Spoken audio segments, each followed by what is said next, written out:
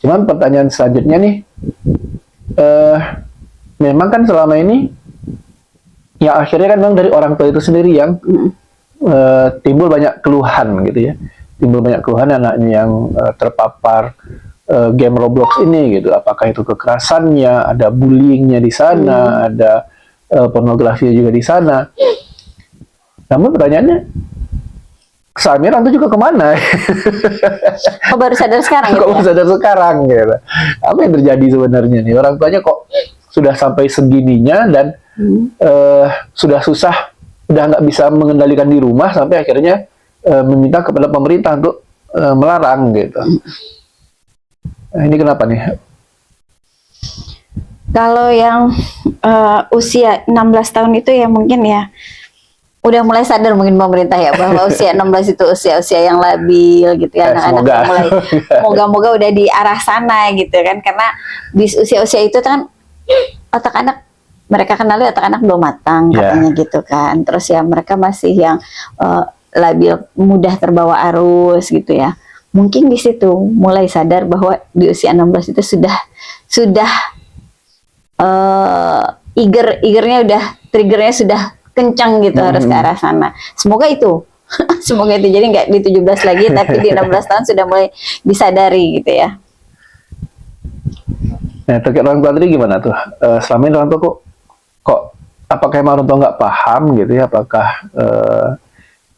kenapa kok dari orang tua sendiri terjadi pembiaran sampai anak-anaknya malah kecanduan dan malah susah lepas dari itu sampai akhirnya malah harus meminta pemerintah yang untuk turun tangan ngurusin masalah ini gitu. Kalau dilihat dari kondisi masyarakat sekarang ya, secara umum lah ya, kan begitu sulitnya lah sekarang untuk bisa hidup dalam kondisi yang stabil ya. Bisa jadi orang tua ini karena malah kesulitan mereka mencari nafkah, si ibu dan si ayah, yang tadinya harusnya tugas mencari nafkah itu ayah loh seharusnya. Tapi kan pada faktanya malah banyak ibu yang turun tangan ya. Atau mungkin karena dia multitalenta, atau mungkin karena kegelisahan, karena dia harus memasak dan segala macam, akhirnya aku turun tangan juga untuk cari nafkah. Akhirnya apa? Anak-anak terjadi pembiaran gitu loh. Yang penting anak-anak diem, yang penting anak-anak kalem.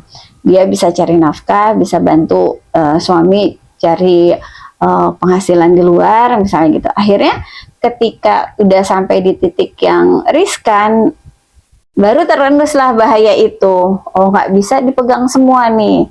Barulah mengajukan ke pemerintah untuk dilakukan pembatasan dan segala macam. Sepertinya itu sih yang Umi lihat ya. Kalau kenapa kok sekarang ya istilahnya pendampingan terhadap anak oleh orang tua itu sangat minim sekali. Sehingga anak-anak mudah sekali terpapar dengan gadget ya, dengan gadget, salah satunya dengan ya ojol lah, ya Roblox lah, ya dengan pinjaman online-nya itulah gitu, dan game-game judi online.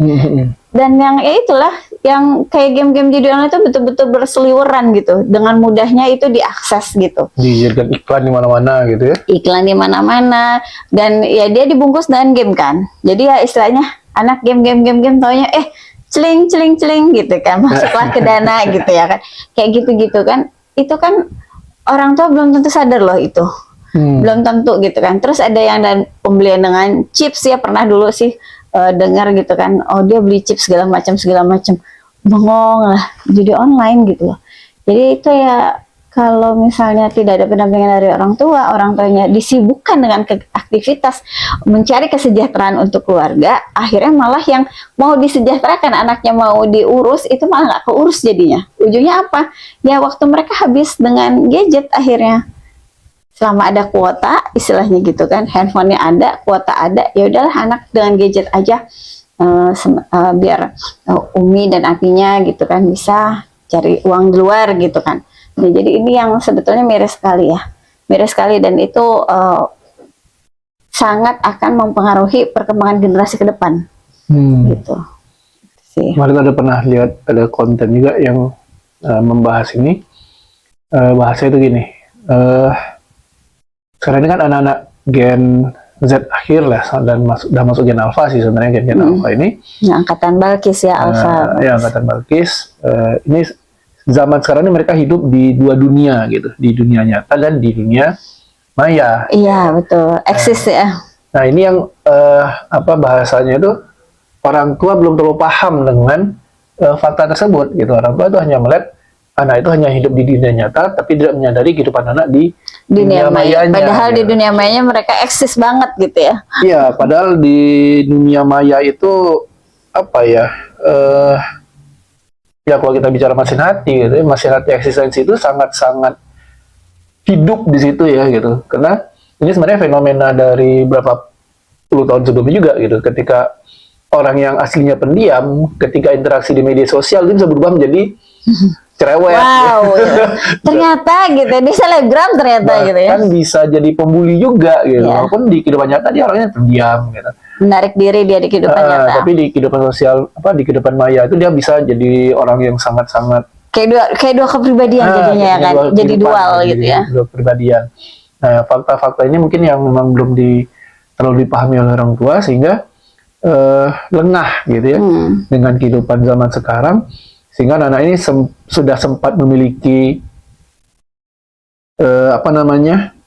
kehidupan di dunia maya yang orang tua tuh asing dengan itu gitu.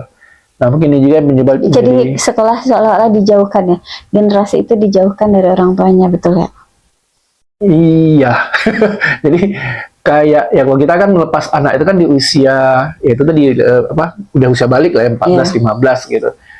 Di bawah itu anak itu kan benar kita jaga gitu, benar kita perhatikan. Diantar kemana-mana, Tapi ketika mereka masuk ke dunia maya dan orang tua tidak hadir di situ gitu, ya. tidak menemani anak masuk ke dunia maya itu, dia hidup menjelajahi dunia maya itu sendiri, ya disitulah mulai terjadi banyak penyimpangan gitu, karena itu masih di usia yang sebenarnya masih usia anak-anak gitu. Nah ini mungkin yang menjadi penyebab akhirnya banyak terjadi pembulian, banyak terjadi kekerasan. Itu ya karena orang tua juga nggak sadar anaknya ini sekarang sedang ada di dunia yang mana. Gitu. Nah, mungkin itu yang bisa kita lihat ya dari sisi orang tua, sehingga ini menjadi PR besar bagi kita semua sebagai orang tua. Kita juga masih punya anak-anak yang usia alfa dan alfa sih ya, si Zainab tuh masih alfa ujung, nggak masuk beta. Beta kan baru lahir 2 tahun yang lalu, anak beta itu. Sampai apa jadi Gen X ya, Gen Z dan beta, alfa. Gen Z dan alfa. Anak-anak kita. Betul. Ya, kalau kita kan silenial. Lahirnya di X, besarnya di milenial. Enggak. Nah, terus